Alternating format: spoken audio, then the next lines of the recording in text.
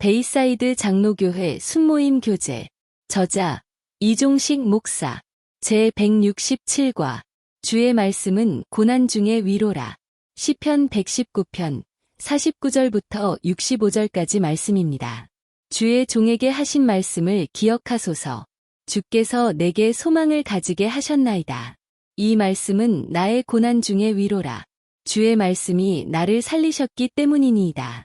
교만한 자들이 나를 심히 조롱하였어도 나는 주의 법을 떠나지 아니하였나이다.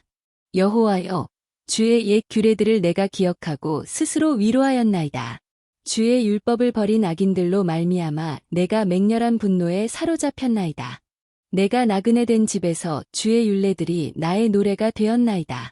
여호와여, 내가 밤에 주의 이름을 기억하고 주의 법을 지켰나이다.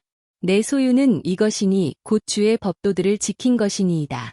여호와는 나의 분기시시니 나는 주의 말씀을 지키리라 하였나이다. 내가 전심으로 주께 간구하였사오니 주의 말씀대로 내게 은혜를 베푸소서. 내가 내 행위를 생각하고 주의 증거들을 향하여 내 발길을 돌이켰사오며 주의 계명들을 지키기에 신속히 하고 지체하지 아니하였나이다. 악인들의 줄이 내게 두루 얽혔을지라도 나는 주의 법을 잊지 아니하였나이다. 내가 주의 의로운 규례들로 말미암아 밤중에 일어나 주께 감사하리이다. 나는 주를 경외하는 모든 자들과 주의 법도들을 지키는 자들의 친구라. 여호와여, 주의 인자하심이 땅에 충만하였사오니 주의 율례들로 나를 가르치소서. 여호와여, 주의 말씀대로 주의 종을 선대하셨나이다. 아멘. 오늘 본문에서 시편 기자는 고난 중에 위로가 되는 것이 무엇이라고 말하였습니까? 그리고 그것이 당신에게 주는 교훈은 무엇이라고 생각하십니까? 우리는 몇 주 동안 계속해서 성경 중 가장 긴 구절이 기록된 시편 119편을 살펴보고 있습니다. 오늘 본문 49절은 하나님의 말씀이 시편 기자에게 소망을 주었다고 말씀하고 있습니다.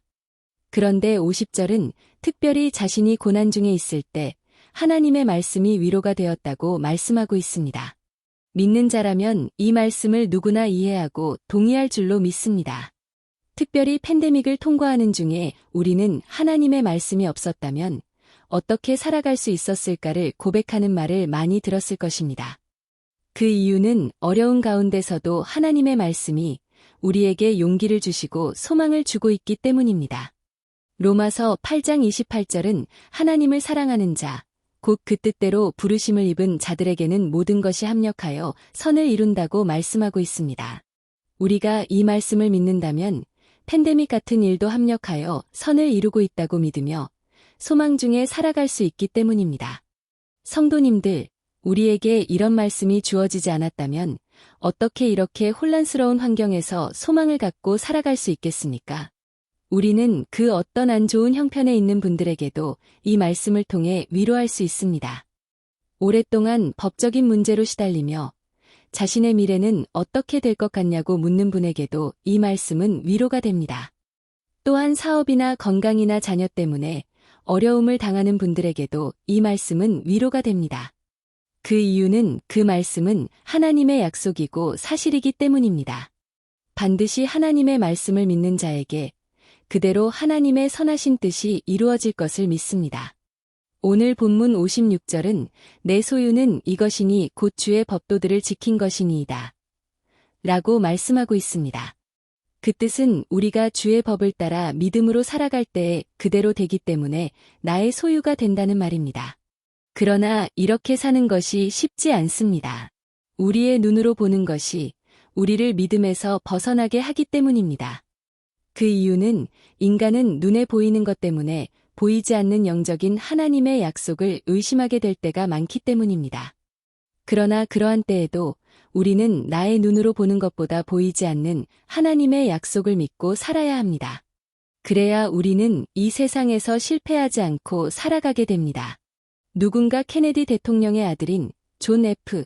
케네디 주니어에 대한 이야기를 다음과 같이 쓴 것을 보았습니다. 1999년도에 존 F. 케네디 주니어는 뉴욕에 있는 자신의 집으로부터 매사추세츠에서 열리는 결혼식에 참석하기 위해 작은 전용 비행기로 직접 운전해서 가게 되었다고 합니다. 그 비행기에는 그의 와이프와 여동생이 동승하였습니다. 그런데 그 당시 케네디 주니어는 비행 조정을 할 수 있는 파일럿 라이선스가 있었지만 아직 내비게이션만 쓰는 비행기의 비행 조정을 허락받지 못했다고 합니다. 아직 훈련받지 못해서 내비게이션을 쓸 줄 모르는 상황이었다고 합니다. 그래서 아무것도 보이지 않는 밤에는 비행을 하면 안 되었습니다. 그런데 비행 시간이 연기되면서 다음날 밝기까지 기다리던지 아니면 밤에 내비게이션을 쓸 줄 아는 파일럿을 구해야 했다고 합니다. 그러나 케네디 주니어는 그것을 무시하고 자신의 눈이 잘 볼 것이라고 믿고서는 밤에 비행을 감행하였다고 합니다. 그리고 그 결과 그날 밤 케네디 주니어와 함께 탔던 그의 아내, 그리고 여동생은 비행사고로 죽음을 당하게 되었습니다. 조사팀은 비행기가 바다 위에서 수평선이나 아무 물체를 보지 못한 영구로 방향을 잘못 잡아 사고를 당한 것이라고 결론을 내렸다고 합니다. 이 이야기를 올린 사람은 다음과 같은 말을 하였습니다. 케네디 주니어는 경험이 적은 자로서 눈에 보이는 것을 내비게이션이 보이지 않는 것을 말해주는 것보다 더 믿는 유혹을 받아 사고를 당하게 되었습니다. 우리도 믿음보다는 날마다 눈에 보이는 것에 따라 살아가려고 하는 유혹을 받습니다. 그러나 인간에 보이는 것으로 판단하는 이성은 언제나 우리로 실패하게 합니다. 그러나 하나님은 절대로 실패하게 하지 않습니다. 하나님 안에 있는 믿음이 추락으로부터 우리를 지켜줍니다. 하나님의 말씀은 우리가 믿음으로 순종하는 동안 언제나 우리를 옳은 방향으로 인도하십니다. 스펄전은 다음과 같은 말을 하였습니다. 우리는 하나님을 끝까지 믿어야 합니다. 아니면 믿는 것이 아닙니다. 우리는 성경책의 한 글자 한 글자를 믿어야 합니다. 그리고 하나님의 성스러운 계시의 말씀 가운데 온몸을 맡기고 헤엄을 쳐야 합니다. 물가에서 노를 젓는 것과 같은 믿음은 형편없는 믿음일 뿐입니다. 성도님들, 스펄전이 말한 계시의 말씀 가운데 헤엄을 친다는 뜻은 무슨 뜻일까요? 그것은 어떤 상태를 말하는 것일까요? 그것은 수영을 할 때와 같습니다. 처음으로 수영을 배우는 사람은 물에 빠집니다. 그 이유는 몸을 모두 물에 맡기지 않고 힘을 주기 때문입니다. 물에 떠서 수영을 하려면 온몸을 물에 잠그게 하고 자신의 힘을 빼고 수영하여야 합니다. 이것을 우리의 삶에 적용하면 일이 어떻게 진행될지 모르지만 모든 것을 하나님께 믿고 맡기는 상태를 말합니다. 그것은 마치 비행기를 타는 것과 같습니다. 우리는 비행기를 탈 때 목적지를 정했으면 그곳으로 가는 비행기를 탑니다. 그리고 의심하는 분은 아주 적습니다. 비행기가 잘 데려다 줄 믿고 온 몸을 맡기고 잠도 자며 갑니다. 그러다 보면 목적지까지 온 것을 보게 됩니다. 마찬가지로 하나님의 약속을 믿고 하루하루 살아가는 것이 믿는 자의 태도여야 합니다. 서로 나누어 봅시다. 그것이 하나님의 은혜의 말씀 가운데 헤엄치는 것이라고 말할 수 있습니다. 이런 이유로 예수님은 요한복음 15장 7절에서 다음과 같이 말씀하셨습니다. 너희가 내 안에 거하고 내 말이 너희 안에 거하면 무엇이든지 원하는 대로 구하라. 그리하면 이루리라. 이 말씀은 예수님의 말씀을 믿고 기도하며 살면 그대로 이루어진다는 말입니다. 이러한 이유로 오늘 본문에서 시편 기자는 주의 법도를 지키는 것이 자신의 소유라고 말씀하고 있습니다. 그리고 그렇게 고백한 이유를 본문 61절 그리고 62절에서 다음과 같이 말하고 있습니다. 악인들의 주린에게 두루 얽혔을지라도 나는 주의 법을 잊지 아니하였나이다. 내가 주의 의로운 규례들로 말미암아 밤중에 일어나 주께 감사하리이다.